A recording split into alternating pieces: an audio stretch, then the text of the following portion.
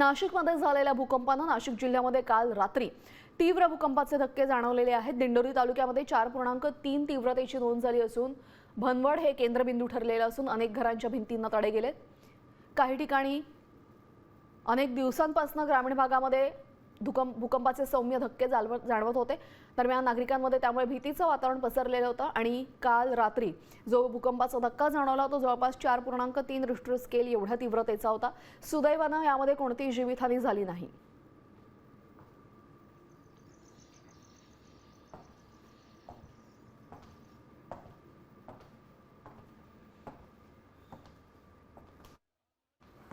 तर मित्रांनो, आत्ता जस्ट रात्रीचे 10 वाजलेत। आजची तारीख आहे 8 ऑगस्ट आणि रात्रीचे 10 वाजलेत आणि अभोनामध्ये आत्ता जस्ट बरोबर ॲक्युरेट 10 वाजता भूकंपाचा धक्का असा जाणवला। अगदी जवळजवळ 5 ते 6 सेकंद 7 सेकंद असा हा चालला। असं कंटिन्युअस असे व्हायब्रेशन जाणवले आणि त्यानंतर पहिले 2-3 सेकंद असं वाटलं की कधी कधी विहिरीचे बार फोडल्यासारखं किंवा जोरात दरवाजा आपटल्याने थोडेसे व्हायब्रेशन येतात बिल्डिंगला, घराला, तसं व्हायब्रेशन। पण 3 सेकंदानंतर कंटिन्यू हे व्हायब्रेशन चालल्यानंतर जाणवलं की हे भूकंपाचे धक्के।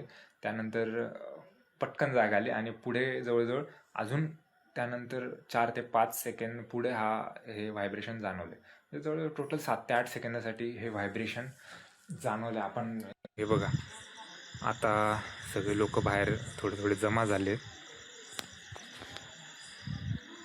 बाहेर निघालेत, म्हणजे कारण हा थोडासा मोठा थोडेसे जास्त वेळ चालणारा हा क्लिअर जाणवणारा हा भूकंपाचा धक्का होता।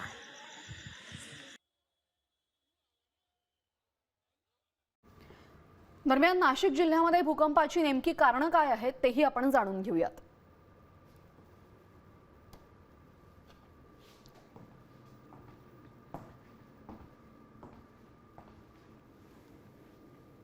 खडक एकमेकांवर घासल्यामुळे सीमावर्ती भागामध्ये कंपन निर्माण होतात।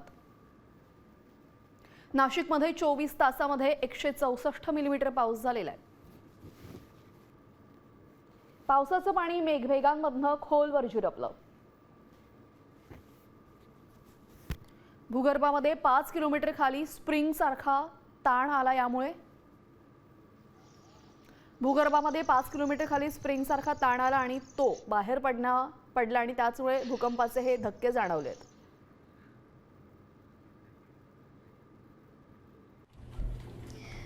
मी नेहमी फक्त साम टीव्हीच पाहते, कारण त्यांच्या बातम्या मला रिलेट करतात।